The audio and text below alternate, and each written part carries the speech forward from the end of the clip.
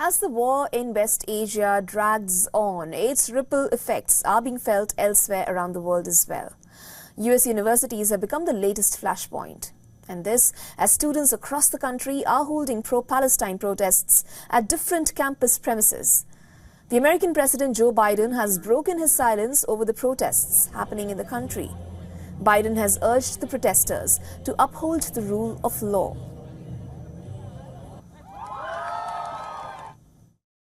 We're a civil society, and order must prevail. Throughout our history, we've often faced moments like this because we are a big, diverse, free-thinking, and freedom-loving nation. Now, Biden's comments come following weeks of demonstrations and police crackdowns on college campuses across America. According to reports, the protests have resulted in more than 2,300 arrests. The latest arrests come from New York after the police ordered protesters to abandon 10 encampment at New York University. The NYPD officers also cleared an encampment at the new school in Greenwich Village on the request of the school administrators. Similar crackdowns have also occurred at colleges across the country. At the Portland State University, the police moved against protesters. And this as they cleared a library that was a major part of the demonstration movement, where the protester had barricaded themselves since Monday.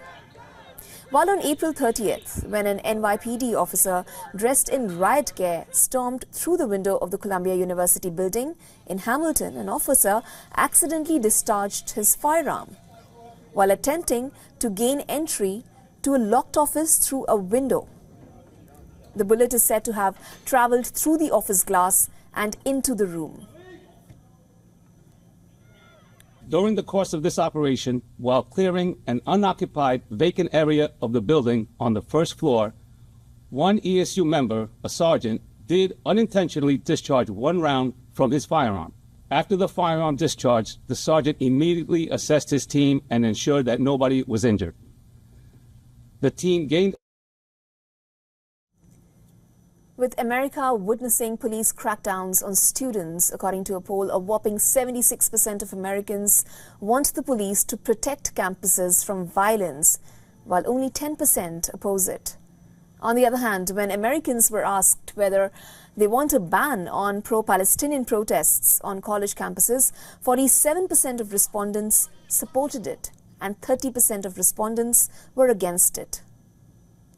Yemen's Houthi rebels, who have disrupted global shipping to display its support for Palestinians in the Gaza conflict, are now offering a place for students suspended from US universities after staging anti-Israel protests. The Sana University issued a statement applauding the humanitarian position of the students in the US universities.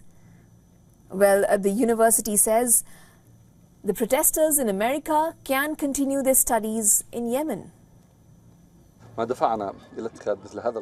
What prompted us to make such a decision? It was to return the favor to these heroes, to these free people who took this strong stance, this courageous stance towards their oppressive regimes and raised their voices loudly. So the very least we can do is to open the doors of our universities to accommodate them after they were expelled and oppressed, after they exposed these regimes that claim freedom of opinion and freedom of expression.